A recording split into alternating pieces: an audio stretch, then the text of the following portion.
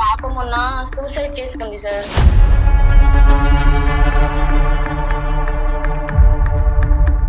బయట ఇప్పుడు ఫోన్ల ద్వారా చాలా ఇదవుతున్నారు. ఫోన్ వద్దు, నీ ఎడ్యుకేషన్ మొత్తం అయ్యాక నీకు ఫోన్, మంచి ఫోన్ నీకు నేను ఇస్తాను అని చెప్పాను. ఇంత మంచిగా ఉండే పాపకి ఏమైంది అని ఎన్నోసార్లు అడిగాను మేడం. నేను ఏం చెప్పట్లేదు సార్ మాకు. ఇంకా తన ఫోన్ చూసినాక నాకు ఇంకా చాలా ఇదైపోయింది. అప్పుడు అన్ని గుర్తుకొచ్చినాయి. కాదండి, ఫోన్ ఏమన్నా చెక్ చేశారా మరి మీరు? ఫోన్ చూసాను కానీ తన పాస్వర్డ్ చెప్పట్లేదు మేడం. నీకు ఫోన్ ఎక్కడిది నానా? ఫోన్ ఎక్కడిదిరా? నా ఫోన్ మా మమ్మీ డాడీకి తెలియకుండా నాకు పాకెట్ మనీ కొంచెం కొంచెం ఇస్తే, అలాగే ఇంట్లో డబ్బులు కొని దొంగతనం చేసి నేను ఫోన్ కొనుక్కున్నాను. నార్మల్ ఫొటోస్ కూడా తను మార్క్ చేసి నాకు శాంపిల్ కూడా పంపించాడు. మా ఇంట్లో వాళ్ళకి తెలియకుండా డబ్బులన్నీ ఇచ్చేస్తాను, నేను డబ్బులు కావాలి లేకపోతే ఇవన్నీ బయట పెడతాను అని.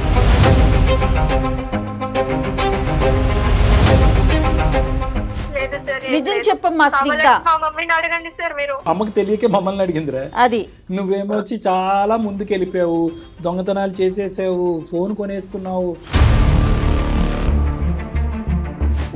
మీ మధ్యలోనే ఉన్న ఒక బ్లాక్ షీప్ అడు.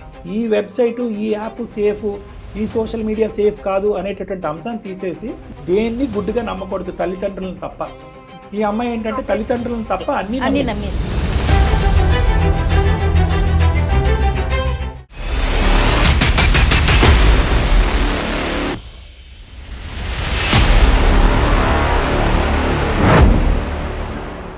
వేరికోస్ వెయిన్స్ కి సరైన చికిత్స కోసం సంప్రదించండి ఎవిస్ హాస్పిటల్. ఎవిస్ హాస్పిటల్ సమర్పించు అందమైన జీవితం కార్యక్రమానికి స్వాగతం. నమస్తే కళ్యాణ్ గారు. కళ్యాణ్ గారు, లోకేశ్వరి అనే ఒక ఆవిడ మనకి మెయిల్ చేసిందండి. ఒక తల్లి బాధ, ఎంత బాధాకరమైన సిచ్యువేషన్ అయితే మాటల్లో చెప్పలేను కళ్యాణ్ గారు. నేను మీరే మాట్లాడదురు కళ్యాణ్ గారు. నేను కాల్ చేస్తాను. లోకేశ్వరి. ఒకసారి కాల్ చేస్తానండి. Okay madam.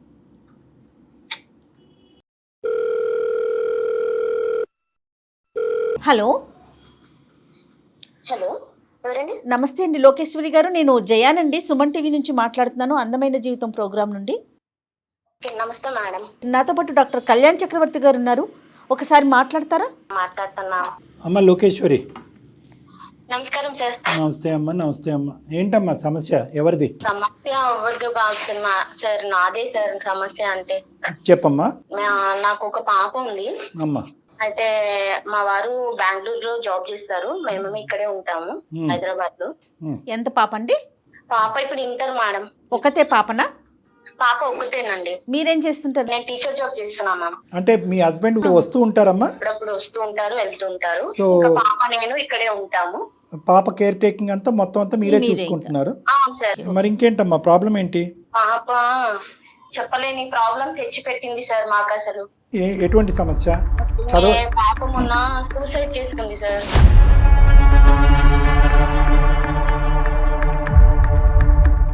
అయ్యో. సూసైడ్ అటెంప్ట్ చేసుకున్నది. అసలు పాపకు మేము ఏం తక్కువ చెయ్యం సార్. మేము అన్ని విధాలుగా పాపకు అన్ని విధాలుగా నేను చూస్తూ ఉంటాను.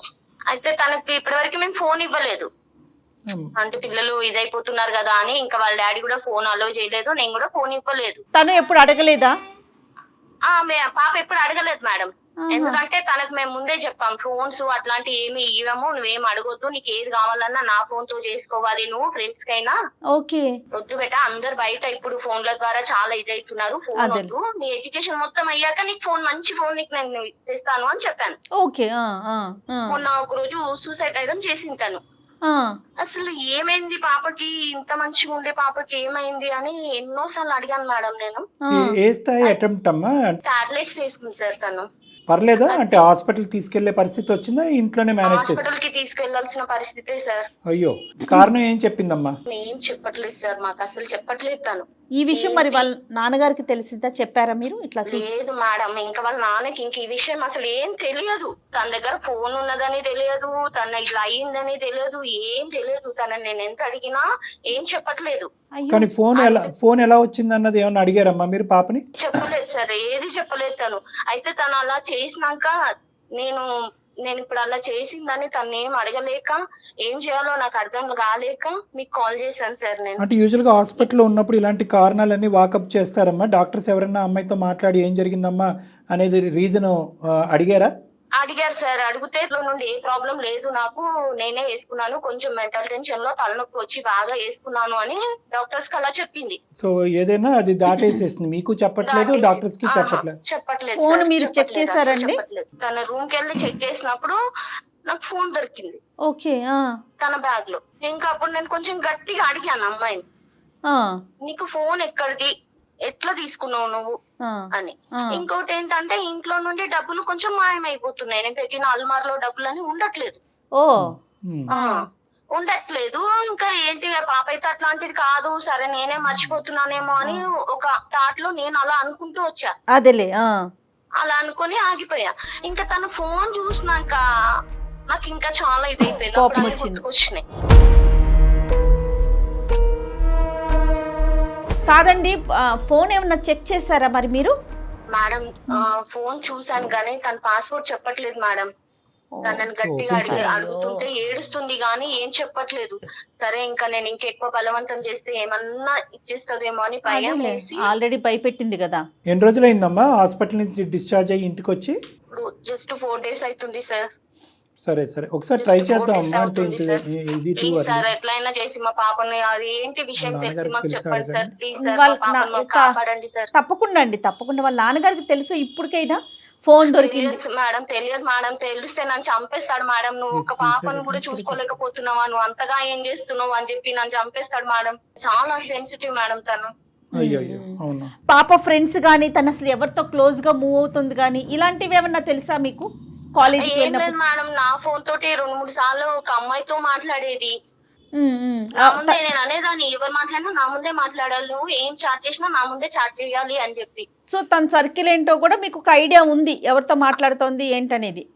తన ఫ్రెండ్ ఒక ఆమెతో మాట్లాడుతూ ఉంటుంది మేడం. మిగతా యాక్టివిటీస్ అవన్నీ ఎలా ఉంటాయండి? చదువుకోవటం, మిగతా కల్చరల్ యాక్టివిటీస్ అవన్నీ? చదువుకోవడంలో క్లాస్ ఫస్ట్ మేడం. తను బాగా చదువుతుంది అమ్మాయి బాగా చదువుతుంది. అట్లానే మేము ఏ దాంట్లో ఇన్వాల్వ్ చెయ్యొద్దు అని చెప్పి దేనికి, ఎందుకంటే ఈ మధ్య ఫోన్లలో చాలా ఇదైపోతుంది కదా మేడం. అందుకే తనకి ఎక్కడికన్నా తీసుకెళ్లాలన్నా నేనే, ఇద్దరం హ్యాపీగా మంచిగా ఉంటాం మేడం మేము. ఇప్పుడు కాదు కానీ ఇంతకు ముందు ఎప్పుడైనా బాయ్ ఫ్రెండ్స్ లేదంటే ఇలాగ ఏదైనా కోసుకోవటము అలాంటివి ఎప్పుడైనా జరిగినాయి అమ్మా?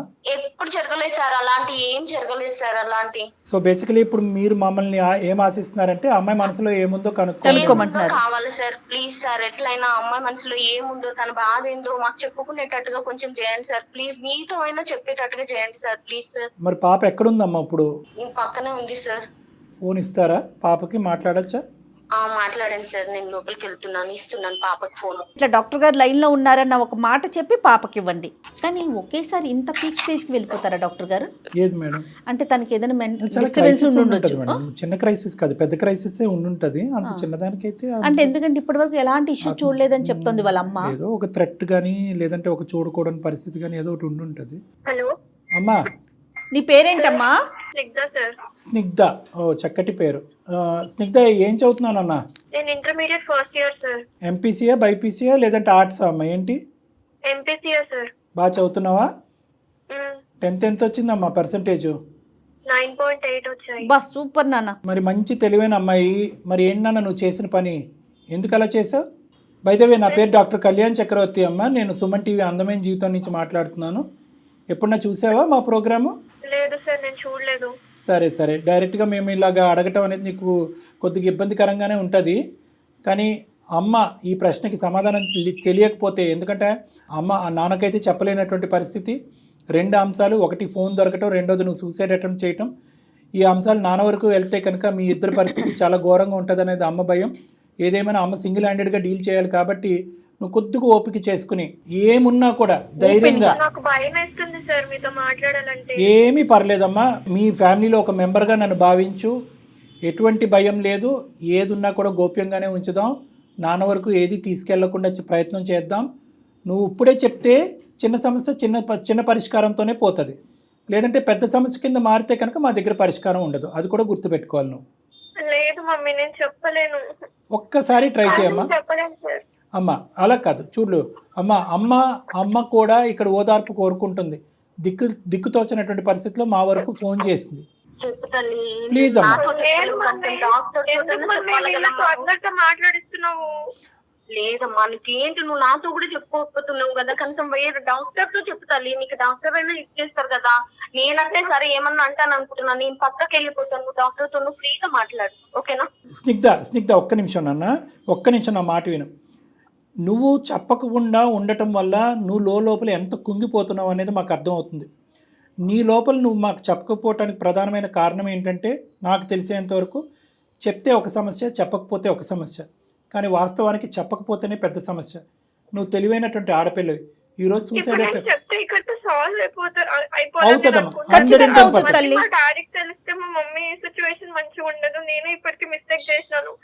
మా మమ్మీ కూడా చెప్పాలంటే నాకు భయపడుతూనే నేను స్నిగ్ధ అమ్మా నువ్వు చాలా చిన్న పిల్లవి, చాలా చాలా చిన్నదానివి, నువ్వు మెచ్యూర్డ్ గా ఆలోచించు కొంచెం. ఈ వయసులో నీ వయసులో, ఈ 16 సంవత్సరాల వయసులో పరిష్కారం లేనటువంటి సమస్యలు ఏమన్నా ఉంటాయి అని నేనైతే అనుకోవట్లేదమ్మా. ఎటొచ్చి నీ భావన ఏంటంటే కనుక చెప్తే ఒక ప్రాబ్లం, చెప్పకపోతే ఒక ప్రాబ్లం.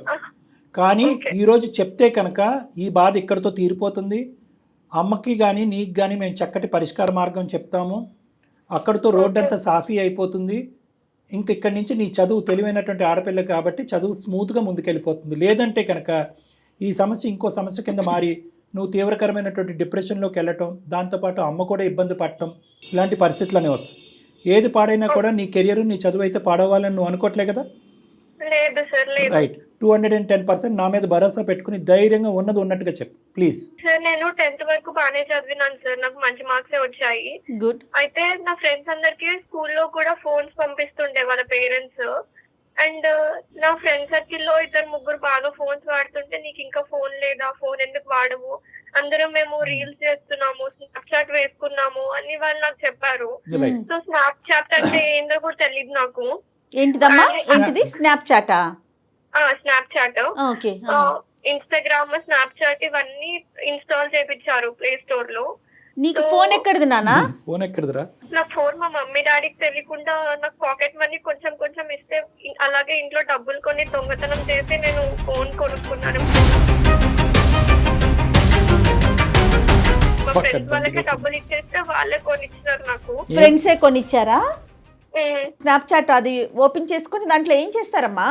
దాంట్లో స్ట్రీక్స్ కోసము ఫ్రెండ్స్ అందరూ స్ట్రీక్స్ పంపిస్తారు మేడం, ఎక్కడున్నాము, లొకేషన్ ఎక్కడున్నాను. నేను ఐస్ క్రీమ్ దగ్గరికి వెళ్తే మా మమ్మీ అప్పుడప్పుడు నన్ను షాపింగ్ కి తీసుకెళ్తుంది టాప్స్ కొనియడానికి. కాలేజ్ లో మంచి మంచి టాప్స్ వేసుకోవాలని కుర్తీస్ కొనియడానికి షాప్ తీసుకెళ్తే అక్కడ కూడా ఫొటోస్ తీసుకొని ఇక్కడ లొకేషన్ లో ఉన్నా, ఈ మాల్ లో ఉన్నానని ఫొటోస్ పెట్టుకుంటారు మేడం. నువ్వు ఎక్కడున్నావో, ఏం చేస్తున్నావో ఇలా తెలుసుకోవటం వల్ల ఏంటి దీనివల్ల అసలు లాభం? అంటే అవి మేము షేర్ చేసుకుంటే స్ట్రీక్స్ వస్తాయి మేడం. మా స్ట్రీక్స్ వల్ల మాకు మంచి హ్యాపీనెస్, నీకెన్ని స్ట్రీక్స్ వచ్చినాయి, నాకెన్ని వచ్చినాయి అని చెప్పుకుంటాం మేడం.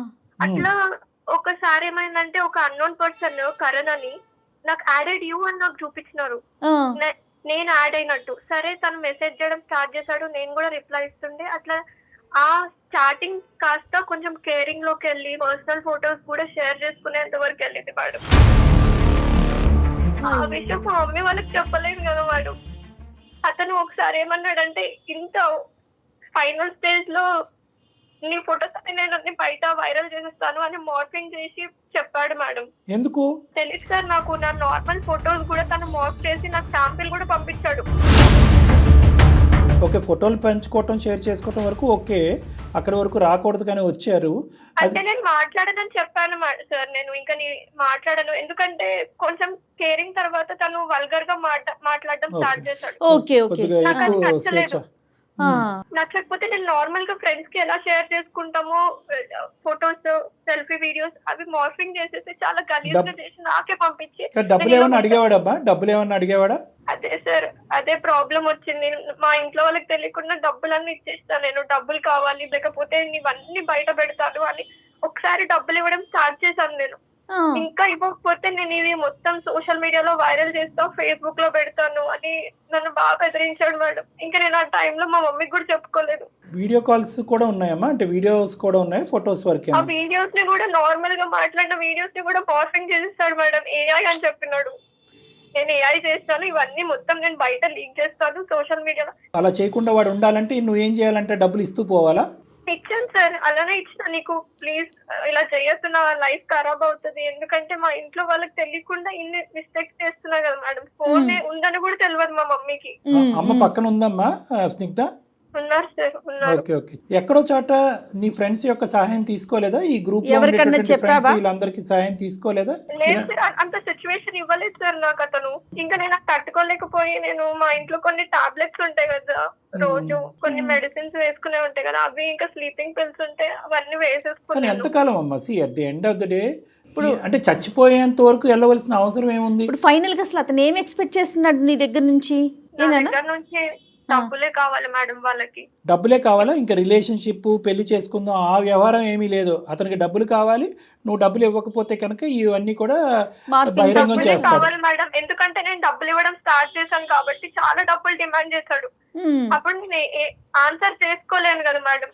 ఇంకొకటే నన్ను బెదిరిస్తున్నాడు, ఇవన్నీ లీక్ చేస్తాను. అమ్మ నువ్వు ఇవన్నీ కూడా ఒకటే నీకు పాయింట్ అమ్మా. ఈ ఫోటోలు కానీ వీడియోలు కానీ ఏవైతే నువ్వు నిజం వీడియోలు ఫోటోలు అయితే కాదు, ఉన్న ఫోటోలు వీడియోలని అతను మార్పు చేశాడు అంతేనా?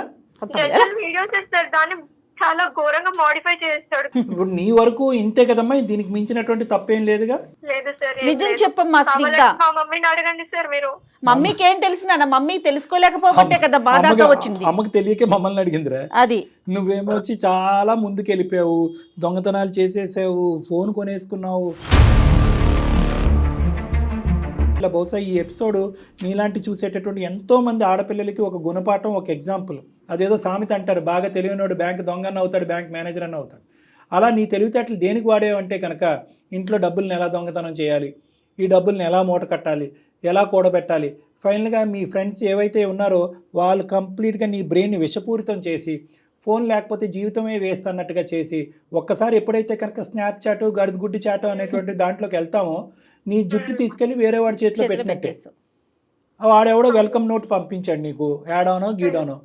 ఫైనల్గా నువ్వేంటి అందులో ఎందుకు దిగుతున్నావు, వాడు ఎవడో అనేది కనుక్కోలేదు. అన్నోన్ పర్సన్ కదా. నువ్వు స్వేచ్ఛనిచ్చావు. నీ వయసు ఎంత, నీ అనుభవం ఎంత? దాంట్లో ఇంకొకటి సార్, వీడియో కాల్స్ మాత్రం చేసినవి, నేను చేసినవి, మేము మాట్లాడుకున్న చాటింగ్ ఏం లేవు సార్, అన్ని క్లియర్. అంటే స్నాప్చాట్ లో మనకు కనిపించవు వీడియో కాల్స్ అయినా ఆడియో కాల్స్. ఇది స్నాప్ చాట్ అయితే కనుక వాడు సూపర్ చాట్. వాట్సాప్ కాల్ నుంచి కూడా చేయమని చెప్తుండే మేడం. చేస్తుండే నేను ఎత్తుతుండే మేడం. స్టార్టింగ్ లో మీకు చెప్పినట్టు బానే ఉంటుండే. తర్వాత తన వీడియో మాత్రం ఎప్పుడు నాకు చూపించలేదు, తన ఫేస్ కూడా రివీల్ చేయలేదు. నిన్ను మాత్రం వీడియో కాల్ చేయమనేవాడా? నేను ఒక్కదాన్నే కనిపించేదాన్ని మేడం. సరే తెలియదు మేడం అట్లా చేస్తాడు ఇట్లా. నేను అతన్ని నార్మల్ గా నమ్మినాను మేడం, అంతేగాని జస్ట్ ఒక ఫ్రెండ్ గా అనుకున్నావు కాదమ్మా. ఇవన్నీ జరిగినాయి, ఇంతకీ ఆడెవడో తెలుసా నీకు? సార్ తర్వాత నాకు ఇన్స్టాగ్రామ్ లో నుంచి ఆ ఫోటోలన్నీ రావడం జరిగింది సార్. ఇతన్ని అతను ఎట్లా కన్ఫర్మ్ చేసుకున్నానంటే, కొన్ని మ్యూచువల్ ఫ్రెండ్స్ ఉంటారు కదా సార్, ఆ మ్యూచువల్ ఫ్రెండ్స్ ఫాలోడ్ బై అని ఉందన్నమాట.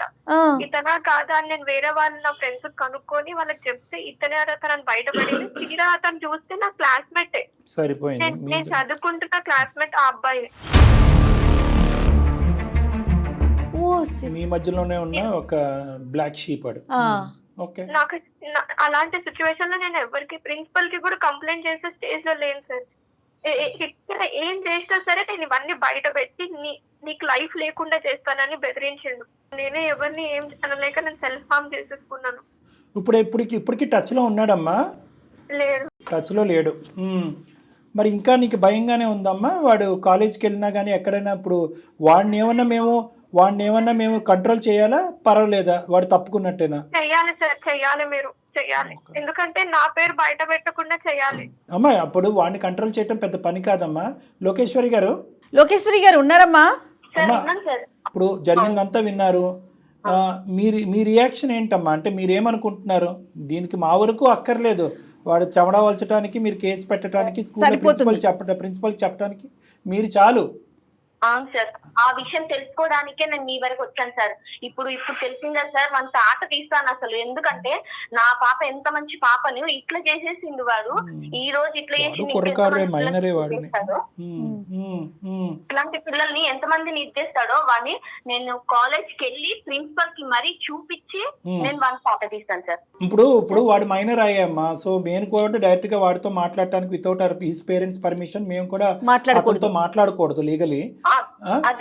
అన్నిటికంటే ముఖ్యమైనటువంటి అంశం ఏంటంటే అట్లీస్ట్ మీ అమ్మాయి మనసు విప్పి ఈ వేదికను నమ్ముకుని మాకైతే ఓపెన్ గా మనసు విప్పి చెప్పింది కాబట్టి ఫస్ట్ అది హర్షిద్దాం. మీ అమ్మాయికి మీరు ధైర్యం చెప్పండి. లోకేశ్వరి గారు, రానున్న రోజుల్లో మీరు తీసుకునేటటువంటి స్టెప్స్ ఏవైతే ఉన్నాయో అవి ఇంకా సెన్సిటివ్ అంశాలు. అవును, ఎందుకంటే ఆ అబ్బాయిని ఎప్పుడైతే ఇన్వాల్వ్ చేస్తారో స్కూల్ ప్రిన్సిపల్ ఆ అమ్మాయి పేరెంట్స్ని పిలవటం జరుగుతుంది. పేరెంట్స్ వచ్చి మా అబ్బాయి కరెక్టే అనేటటువంటి విధానానికి ఒక వాదనకి తిరిగితే కనుక నెక్స్ట్ లెవెల్లో పోలీస్ స్టేషన్ వరకు ఇది వెళ్ళవలసినటువంటి అవసరం ఉంటుంది. అప్పటికి కూడా మీ భర్త గారిని ఇంకా ముసుగులో ఉంచడం అనేది మంచిది కాదు అనేది నా అభిప్రాయం. అతనికి చెప్పేటటువంటి విధంగా మీరన్నా చెప్పండి, మేమన్నా చెప్తాం, కానీ చెప్పటం మాత్రం చాలా ఇంపార్టెంట్ లోకేశ్వరి గారి. చిన్న విషయం కాదు కదా, సెన్సిటివ్ అయితే అయి ఉండొచ్చు, బట్ మ్యాటర్ అయితే సెన్సిటివ్ కాదు కదా. నాకు కాలేజ్ అబ్బాయి అని చెప్తే నేను అప్పుడే తను నీకు మాట్లాడేదాన్ని సార్, చెప్పకుండా తను ఇలా చేసేసింది. అమ్మ కుర్రకారమ్మ, వీళ్ళందరూ కుర్రకారు. ఇప్పుడు మీ అమ్మాయిది కూడా ఇక్కడ తప్పిదం ఉంది. గుడ్డిగా ముందుకెళ్ళటం, తెలియనటువంటి మొహాన్ని యాక్సెప్ట్ చేయటం, తర్వాత క్లాస్మేటే అనేటటువంటి తెలుసుకోవటం. దాని గురించి ఏంటంటే అమ్మని అడిగి అమ్మ కాళ్ళ వేళ ప్రాధాయపడి ఉంటే ఏ ఫోను కొనిచ్చి ఉండేవారు కదా. ఇంత దొంగతనంగా వెళ్ళి డబ్బులు దొంగతనం చేసి ఫోన్ కొనే బదులు ఇది ఎప్పుడో ఇంట్లో మీరు అడిగితే చేయనటువంటి అంశం అయితే కాదు. At the end of the day నీలాంటి ఆడపిల్లలు ఏదైతే సమాజంలో ఉండేటటువంటి ఈ సోషల్ మీడియా అనేటటువంటి వ్యామోహంలో కొట్టుకుపోతున్నారు, భవిష్యత్తుని చిందరవందర చేసుకుంటున్నారు. రీల్స్ అంటున్నారు, ఏవో స్ట్రీక్స్ అంటున్నారు, అర్థం పర్థం లేనటువంటి అంశాలు ఉండి ప్రైవసీని బ్రీచ్ చేస్తున్నారమ్మా. ప్రధానంగా జరిగేది ఏంటంటే బ్రీచ్ ఆఫ్ ప్రైవసీ. అంటే ప్రతి ఆడపిల్లకి ప్రతి అబ్బాయికి ఒక ప్రైవేట్ వరల్డ్ అనేటటువంటిది ఉంటుంది. ఇది బ్రీచ్ అవనంత వరకు అంత బాగానే ఉంటుంది. ఎప్పుడైతే ఇది బ్రీచ్ అవుతారో ఆ మత్తులో కానీ ఆ వ్యామోహంలో కానీ ఏం పంచుతున్నాం అనేటటువంటి తెలియనటువంటి ఒక మైకంలో మీరు కొన్ని ప్రైవేట్ అంశాలని అవతల వ్యక్తికి షేర్ చేస్తారు. అంటే సింపుల్గా నేను ఇందాక చెప్పినట్టుగా మీ జుట్టు తీసుకెళ్ళి అతని చేతిలో పెడతారు. పెట్టిన తర్వాత అప్పటి వరకు దేవుడుగా ఉన్నటువంటి వ్యక్తి దెయ్యంగా మారిపోతాడు. ఎందుకంటే నీ జుట్టు అతని చేతుల్లో పెట్టేటప్పటికి ఇంతవరకు వచ్చినటువంటి అమ్మాయి అంతవరకు ఎందుకు రాదరా అనేటటువంటి కాన్ఫిడెన్స్ అతనికి వస్తుంది. అంటే డబ్బులైనా అవ్వచ్చు, శారీరకపరమైనటువంటి సుఖం అయినా అవ్వచ్చు, ఇంకోటి ఏదన్నా అవ్వచ్చు, వస్తు రూపాయన అవ్వచ్చు, శారీరక రూపాయన. ఆ అడ్వాంటేజ్ తీసుకునేటటువంటి పరిస్థితికి మీ ప్రైవసీని బ్రీచ్ చేయకుండా ఉండటం అనేది ప్రధానమైన అంశం. అది ఏ మార్ఫింగ్ చేసినటువంటి ఫోటోలో ఇంకో ఫోటోలో ఈ అమ్మాయి ఒక ఫోటో పంపిస్తేనే కదా వాడు మార్ఫింగ్ చేస్తాడు. ఆ ఫోటో పంపించవలసిన అవసరం ఏముంది? ఆ వీడియో కాల్స్ మాట్లాడవలసినటువంటి అవసరం ఏముంది? ఎన్క్రిప్టెడో గడుదు గుడ్డో మనకెందుకు అవన్నీ? ఇప్పుడు వాడు వేరే ఫోన్తో చేస్తున్నాడు, ఇంకో ఫోన్తో చేస్తున్నాడు. కాబట్టి నా ఉద్దేశం ఏంటంటే ఈ వెబ్సైటు, ఈ యాప్ సేఫ్, ఈ సోషల్ మీడియా సేఫ్ కాదు అనేటటువంటి అంశాన్ని తీసేసి మన ప్రైవేట్ అంశాలు పబ్లిక్ చేయకుండా ఉండటానికి మీరు చేసుకునేటటువంటి ప్రయత్నం ఏంటి? దేన్ని గుడ్డుగా నమ్మకూడదు, తల్లిదండ్రులను తప్ప. ఈ అమ్మాయి ఏంటంటే తల్లిదండ్రులను తప్ప అన్ని నమ్మేసింది. అమ్మ ఇప్పటికీ కూడా స్నిగ్ధ ఇంకా ఏమన్నా చెప్పకూడదు ఉన్నా, ఏమైనా దాచిపెట్టున్నా ముందస్తే చెప్పేయవలసిందిగా నా విజ్ఞప్తి. ఎందుకంటే కనుక ఇప్పుడు నెక్స్ట్ స్టెప్ అమ్మ ఖచ్చితంగా తీసుకోవాలి. దాన్ని అయితే మాత్రం నువ్వు నిలవరించలేవు, ఆపలేవు. ఫైనల్గా ఏం చేయమంటారు కళ్యాణ్ గారు? ఫైనల్గా ఏమీ లేదమ్మా స్నిగ్ధ, ఇక్కడి వరకు వచ్చింది కాబట్టి నెక్స్ట్ లెవెల్లో కూడా నీ సపోర్ట్ అనేటటువంటిది ఇంపార్టెంట్. ఎందుకంటే వాడి దగ్గర ఇవే కాకుండా ఇంకా ఏమున్నాయి అనేటువంటిది మనకు తెలియదు కాబట్టి కాలేజ్ వరకు వెళ్ళాలి, ప్రిన్సిపల్ సమక్షంలో కూర్చోవాలి, గట్టిగా వార్నింగ్ ఇప్పించాలి. అంటే కాలేజ్ తీసుకునేటటువంటి స్టెప్స్తో మీరు హ్యాపీ కాకపోతే ఇప్పటికీ కూడా మీ అమ్మాయి యొక్క భవిష్యత్తు రిస్క్లో ఉన్నది అని మీకు ఒక భావన ఉంటే కనుక ఖచ్చితంగా సైబర్ క్రైమ్ వాళ్ళకి మీరు వెళ్ళి కంప్లైంట్ ఇవ్వచ్చు. పోలీస్ యొక్క హెల్ప్ కూడా మీరు తీసుకోవచ్చమ్మా. మాకంటే ముందు మీరు మీ భర్తకి చెప్పండి, ధైర్యం చేసుకుని చెప్పండి. చెప్పే ధైర్యం లేకపోతే నన్ను ఫోన్ చేసి మాట్లాడమని నేను మాట్లాడతాను. ఓకే సార్, చెప్తాను సార్. తనకు మెల్లగా నేనే కన్విన్స్ చేస్తాను సార్. చెప్తాను సార్. చెప్పండి. చెప్పండి, దాని తర్వాత స్టెప్ ఏం చేద్దాం అనేది మాట్లాడదాం. అయిపోయింది, రేపు ఎక్కువ అయిపోతే మళ్ళీ నా మీద ఇంకా ఎక్కువ అయిపోతుంది కదా, ఇంకా సమస్యలు చిక్కుముళ్ళలోకి వెళ్ళిపోతారమ్మా. అందుకేనండి మీరు చెప్పండి, దాని తర్వాత ఏం చేద్దాం అనేది ఆలోచిద్దాం. సరేనా? ఓకే మేడం, ధైర్యంగా ఉండండి ఇద్దరు కూడా. థ్యాంక్ యూ మేడం, చాలా చాలా థ్యాంక్ యూ మేడం. పర్వాలేదమ్మా, పర్వాలేదు. ఓకేనమ్మా, ఆల్ ద బెస్ట్ అమ్మా. స్నిగ్ధ జాగ్రత్తగా ఉండు తల్లి. Okay ma'am, thank you ma'am. Okay. ధైర్యంగా ఉండు, మళ్ళీ అలాంటి పిచ్చి పనులు మళ్ళీ చేయకూడదు. ఒకప్పుడు అలాంటి భయాలు ఆలోచనలు అలాంటివి ఏమన్నా ఉంటే కనుక హైదరాబాద్లోనే ఉంటారు కాబట్టి నా దగ్గరికి రండి, ఇటువంటి సమస్యలకి నేను పరిష్కారం చెప్తాను, లేదంటే అటువంటి ఆలోచనలు తీసేయడానికి కౌన్సిలింగ్ చేస్తాను. ఓకేనా? Okay sir. మన జీవితంలో మనకు నచ్చనటువంటి పదం సూసైడ్. ఓకేనమ్మా, బాయ్. రైట్. మమ్మీ ఇంకోసారి ఇప్పుడు ఇట్లా చెయ్యను. ప్రామిస్. Thank you beta.